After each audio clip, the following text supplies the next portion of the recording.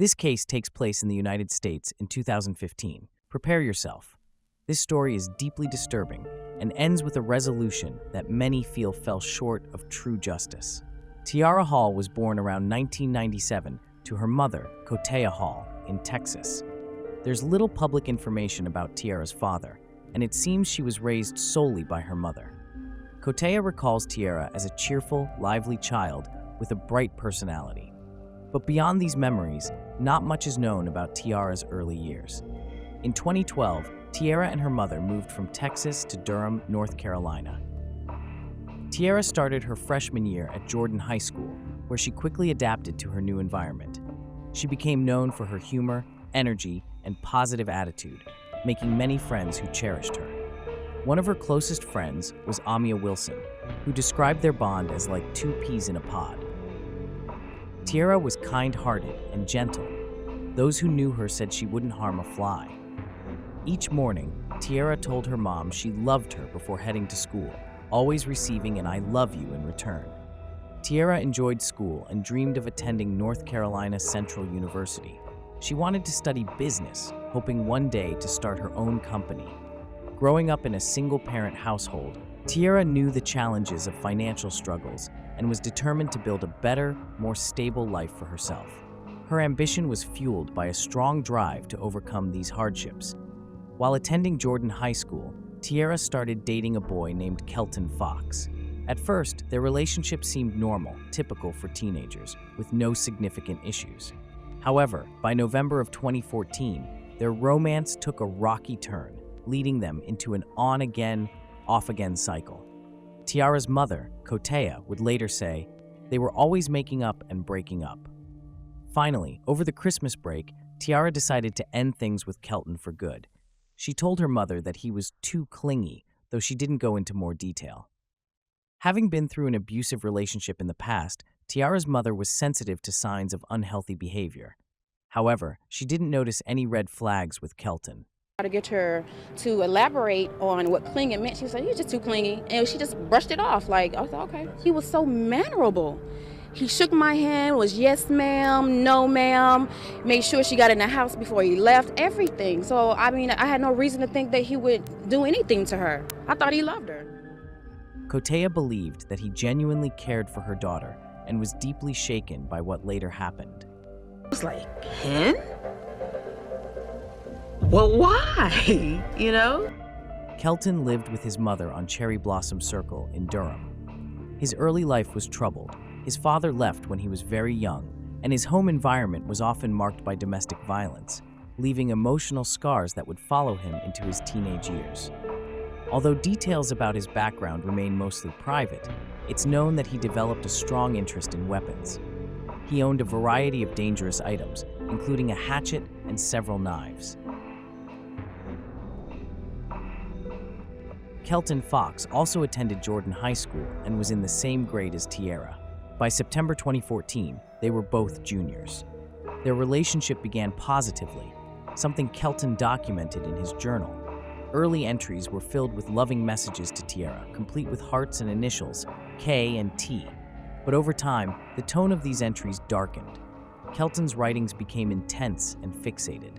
The once simple hearts were now accompanied by phrases like, "It's you and me only," and later, "hubby and wifey for life," and "ride or die." As the relationship became strained, his entries reflected the turbulence. He began expressing frustrations with monologues like, "Why can't you just be thankful?" and hints of inner turmoil, with statements such as, "There is a darkness inside me. I am a savage."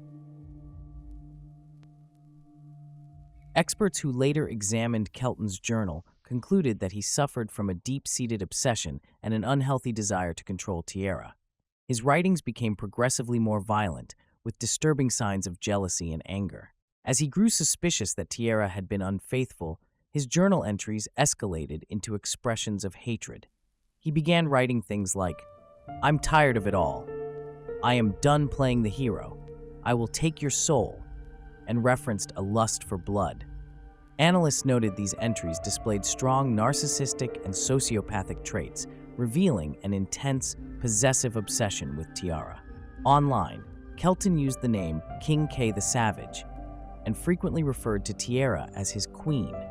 His online persona matched his journal as he embraced this darker, more aggressive identity, even incorporating it into graffiti-style artwork. On Friday, March 27, 2015, Tierra Hall left for school in Durham. It was a typical day, overcast, with spring break just around the corner. She had made exciting plans to spend the break with her best friend, Amia Wilson, and their close circle of friends. However, as Tierra went about her day, CCTV footage captured her moving carefully, almost guarded. She was seen glancing over her shoulder and checking around corners as if trying to avoid someone. That afternoon at 4:12 p.m., Tierra ran into her ex-boyfriend, Kelton Fox. Despite their breakup, they seemed to be on friendly terms, and their interaction appeared casual. At one point, Tierra sat on a row of cabinets while they talked. Kelton then moved slightly ahead of her, and with a swift motion, reached for her phone. He kept swiping at it, finally snatching it from her hand. It's believed he may have been paranoid, wanting to check her messages, or possibly knew taking her phone would provoke her. After grabbing her phone, Kelton took off. Frustrated, Tierra followed, likely thinking he was just messing around.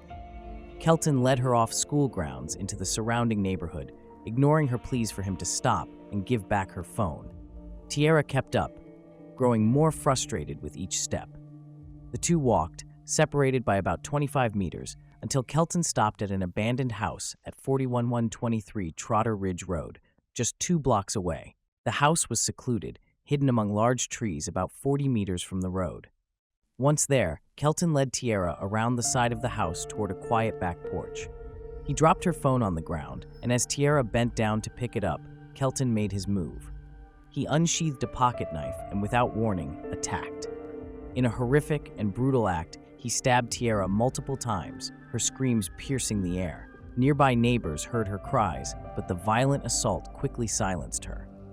Kelton stabbed Tierra at least 14 times, targeting her face, chest, and neck. The attack was so ferocious that part of the knife broke off and lodged in her cheek. The porch was left a blood-soaked scene, a shocking end to the young girl's life. After killing Tierra, Kelton's obsession took a dark turn. Using a lighter, he burned his graffiti tag, King K the Savage, into the blue back door of the abandoned house. This was more than just vandalism. It was a disturbing signature left behind by someone craving control and dominance. Once he finished, Kelton walked away from Tierra's lifeless body, calmly retracing his steps back to school as if nothing had happened. At 4:57 p.m., Kelton arrived back at the school and headed straight to the restroom, using his red sweater to cover his hands, possibly to hide any blood. Surveillance cameras recorded him, capturing a glimpse of his efforts to conceal the evidence. Afterward, he went to the front office to call his mother, requesting a ride home as if it were just another Friday. Meanwhile, when police arrived at the scene, they found Tierra's body surrounded by evidence of a brutal attack. They noted her pink phone case, black earphones, and a high school hall pass tucked into her pocket. As they pieced together her final moments, they reviewed school surveillance footage. The footage showed Tierra crossing paths with Kelton, who wore a red top and blue pants. They saw him enter the bathroom, and forensic testing would later confirm traces of Tierra's DNA in the sink. The story was beginning to unfold. On March 31, 2015, police arrested Kelton for first-degree murder. While he remained expressionless, his mother broke down at the news. At first, Kelton tried to claim he hadn't left school, but the footage contradicted him. During a search of his home, detectives found a green knife sheath marked "Savage" with traces of Tierra's blood. They also found graffiti in his room matching the crime scene, along with journals that revealed his disturbing fixation on Tierra. Kelton's defense pointed to a traumatic upbringing, a history of domestic violence, PTSD, and borderline personality disorder. He accepted a plea deal, reducing the charge to second-degree murder. In June 2018, he was sentenced to 12 to 15 years, meaning he could be released in his 30s.